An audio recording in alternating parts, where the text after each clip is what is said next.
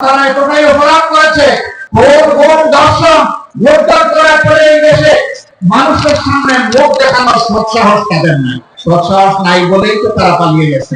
আমরা তাদেরকে বলি না, আসেন আসেন, ফিরে আসেন, আমরা আপনাদের বিচারটা দেখতে চাই। দেশকে গড়লেন না, কিন্তু বিদেশের মাটিতে বেগম পাড়া করলেন। মহান রব্বুল আলামিন আমাদের কলিজার টুকরা সন্তান ছাত্র তুমুল আন্দোলনের মধ্য দিয়ে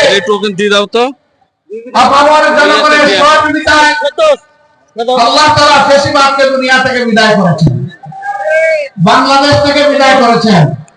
অ্যাডভোকেট রুহুল আমিন বলেছেন, কবরস্থান, মসজিদ, প্যাগোডা, মন্দির, রাস্তাঘাট, পুল, কালভার্ট সবগুলোতে পার্সেন্টেজ বসিয়ে সম্পদ লুণ্ঠন করা হয়েছে।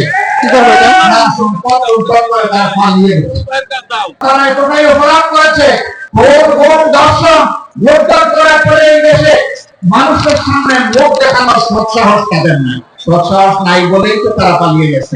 আমরা তাদেরকে বলি না, আসেন আসেন, ফিরে আসেন, আমরা আপনাদের বিচারটা দেখতে চাই। কারণ আপনারা তখন বহু দেশপ্রেমিক নিরীহ মানুষ, আলিম উলামা, কাফি দায়িত্বা, এদেশের বিরোধী দলের দেশপ্রেমিক নেতা কর্মীদেরকে নির্বিচারে খুন করেছেন, বিচারের নামে প্রহসন করে তাদেরকে দুনিয়া থেকে বিদায় দিয়েছেন। আপনারা তখন বলেছেন আমরা কিছু করি নাই, আদালত সব কিছু করেছে। আমরাও আপনাদেরকে আদালতের কাছে সমঝাতে চাই, আসেন, ফিরে আসেন, এই দেশে আসেন, সৎসাহস আসেন।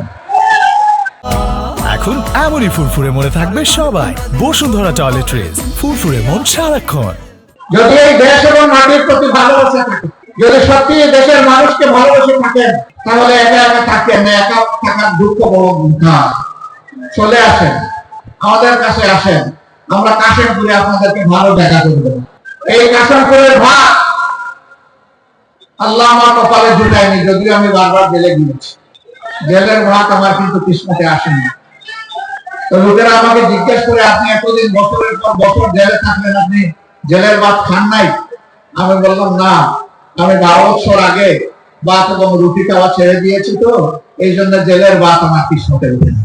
হ্যাঁ, আমি না খাই, কিন্তু আমার সঙ্গীদেরকে তারা খাওয়াইছে। আমিও বাধ্য হয়ে সরকারের পচা বাসি গাও কিনে দিয়েছে, খেতে বাধ্য হয়েছে। তাতেও আমাদের কোনো দুঃখ নাই। আমাদের দুঃখের একটাই জায়গা, আমাদের দেশটা সব কিছু আপনারা ধ্বংস করে দিলেন।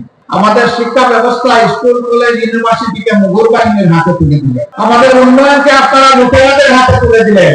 বাংলাদেশ থেকে 26 লক্ষ কোটি টাকা আপনারা বিদেশে পাচার করলেন।